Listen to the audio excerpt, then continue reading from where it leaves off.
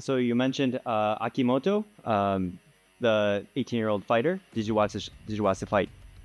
I did watch the fight. Very skilled. Um, just very very young. Not a He's got a lot of experience, but not a ton. I think that loss will make him a better fighter. I guess you like it, your experience here in Japan.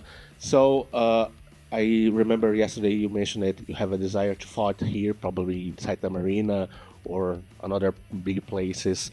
Did you see that thing happen soon, or maybe you can just a little bit focus on your career in UFC first?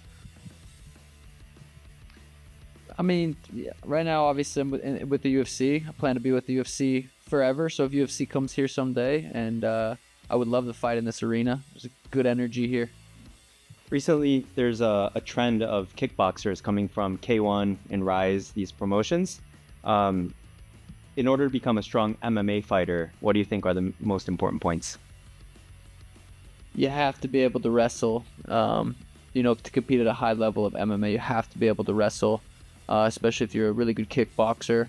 They're gonna try to take you down. So wrestling is probably the number one attribute you need in MMA.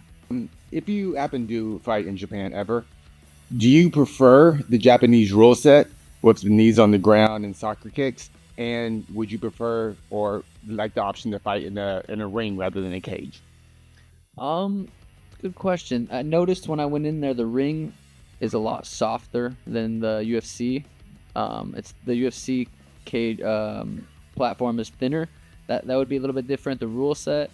For me, I feel like it benefits me more not being able to get kicked in the head because I'm typically not the one on, above someone. I'm if I get taken down, I'm usually on my back. So that would probably not be as good for me.